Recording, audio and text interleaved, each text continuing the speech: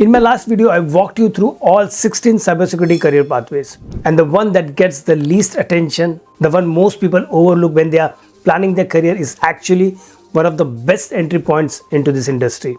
I'm talking about security operations. Not the most glamorous name, not the one people write YouTube videos about, but almost every organization has a secure operation function, which means jobs are everywhere. And if you get good at it, the doors it opens are genuinely impressive.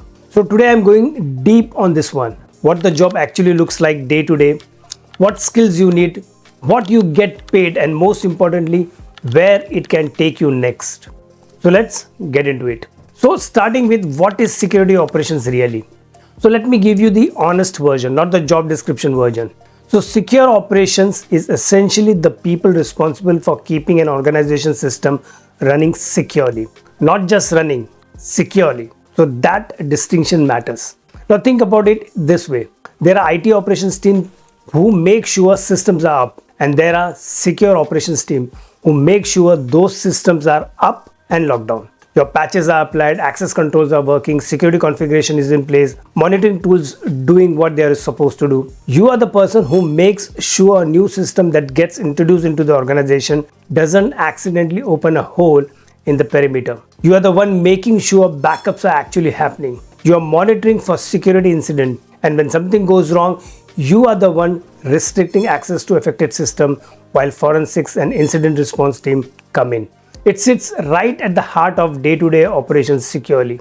And unlike some of the most specialist roles, it gives you visibility across everything. You got to see networks, servers, cloud platforms, user access, incident response. That breadth is exactly why it's such a strong starting point. Now let's talk about what you will actually do day to day. So let me break down what the actual work looks like, because this is what job descriptions don't tell you clearly enough. At entry level, your world looks something like this.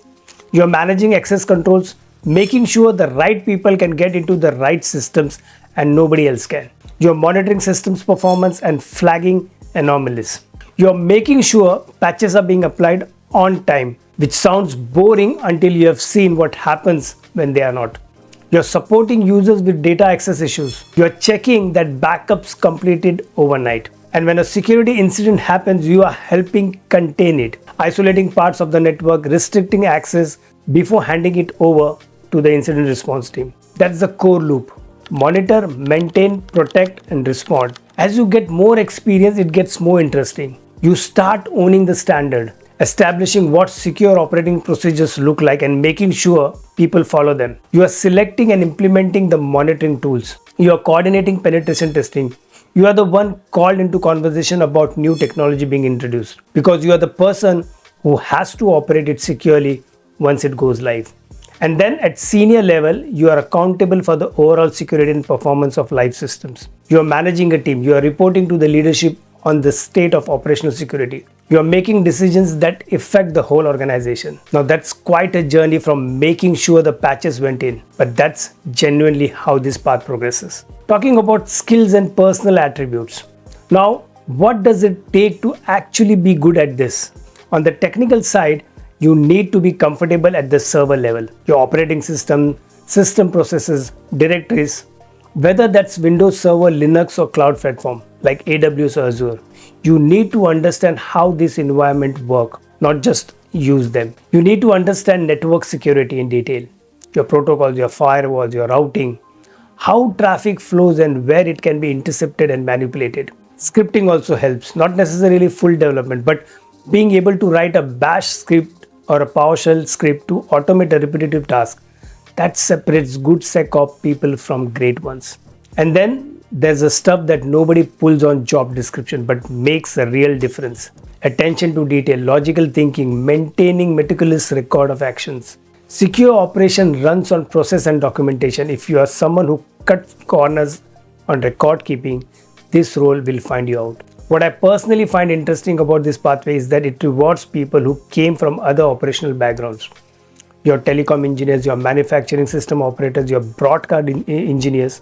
If you understand how to keep a complex technical system running reliably, that foundation transfers really well into SecOps.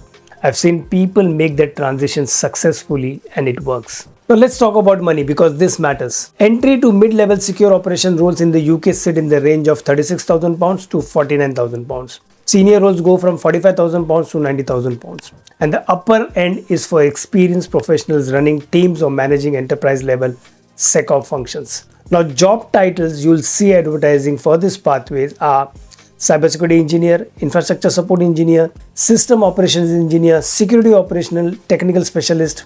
At senior level it becomes IS Operations and Security Manager or SOC Lead. Now for my India audience, the salary picture is slightly different, but the opportunity is definitely strong. In India, entry-level security operations or SOC related roles usually start around 3.5 lakhs to 8 lakhs per year.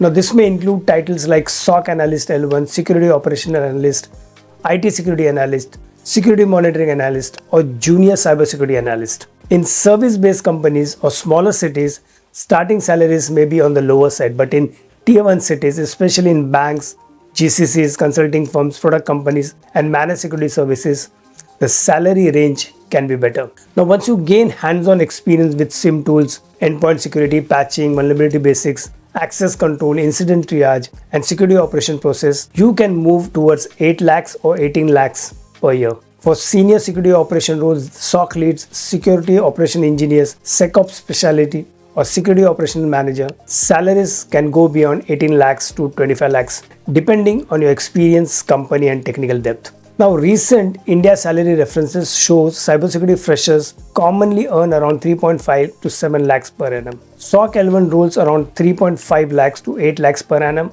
L2 roles around 6 to 12 lakhs per annum and L3 or senior SOC roles around 10 lakhs to 25 lakhs per annum. But my honest advice is here. In the first 1 or 2 years, don't only chase salary. Now one thing worth knowing, the word analyst appears a lot in this space. Cybersecurity analyst is listed as a secure operation title, but it also used across other pathways. So when you are searching for jobs, don't just search one title. Look at the responsibilities in the spec and map them back to what I've described here. Let's talk about where it takes you next. Now this is the part I actually want you to pay attention to. Because secure operation is not a dead end, it's a launch pad. The connected pathways from here are really strong.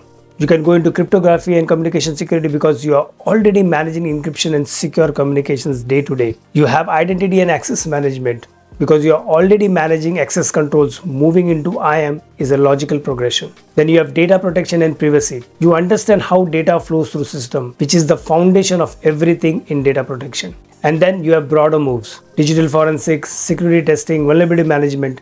All of these roles make sense from SecOps background because you have the operational context that specialists often lack. And at the top of the ladder, you have SOC lead, security operation managers, even CISO roles. If you want to run security at an organizational level, SecOps is one of the strongest foundation you can build on because you understand operation, not just the theory. So if you're trying to get into cybersecurity and you are not sure where to start, security operation deserves serious consideration. It is accessible, it is everywhere as a job function and it pays well. And it also gives you the kind of breadth that accelerates your career faster than any other field. And if you're already in the IT operation, system admin, infrastructure support, telecoms, you probably have more transferable skills for this path than you realize. You just need to layer on the security knowledge. Drop a comment below and tell me, are you already in the security operation or is this a path you are considering? And if you want me to cover a specific pathway next in this series, let me know. I'm going through all 16 and your comment are helping me to decide the order. Subscribe if you haven't already. Each video in this series goes deep on one pathway so you can make a proper informed decision about your career direction. I'm Hemant and I'll see you in the next one.